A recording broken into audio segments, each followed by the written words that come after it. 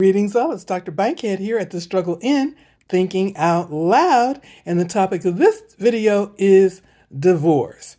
Now, I spent a good 50 years in churches, various churches, Catholic churches, Protestant churches, Pentecostal churches, Southern Baptist churches, you name it, I've probably been there. I went to Episcopal churches. So anyway, with regard to divorce, it's generally taught in the churches that a divorce is a sin. That's right. If you're divorced, you're not supposed to get married again under some religious teachings. It's a sin, and it's not recognized as approved by God. That's what they teach in the churches. And it's interesting because in 1 Corinthians 7:15, the Bible that they reference in everything states that if the unbeliever depart, let him depart. A brother or a sister is not under bondage in such cases, but God has called us to peace. Let me read that again. If the unbelieving depart, let him depart. For a brother or a sister is not under bondage in such cases, but God has called us to peace. Look it up yourself. And along those lines, I recollect being told that I was unable to understand the scriptures because I was not a theologian. I had not gone to any what is it they call it?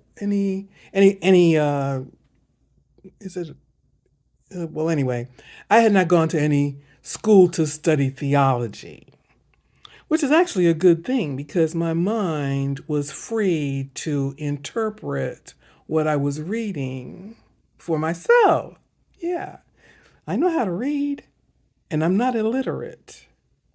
Yes, but all professions in the church and outside of the church, they look highly upon professionals.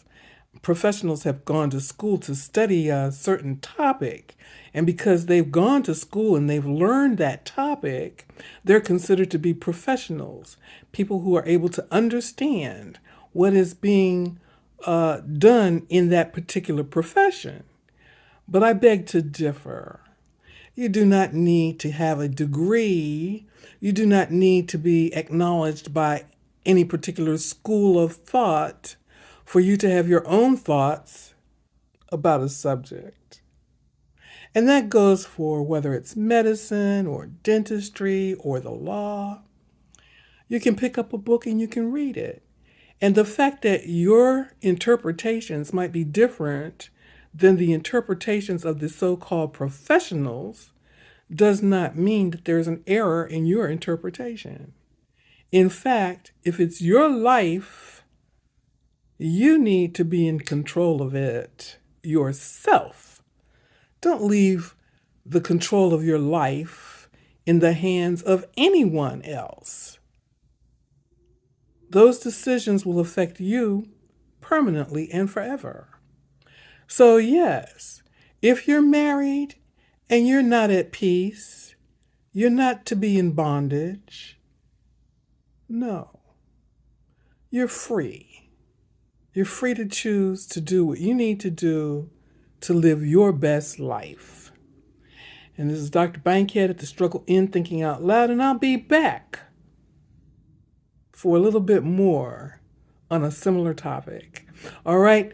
I am grateful for I am truly great, and I hope you all have a pleasant evening.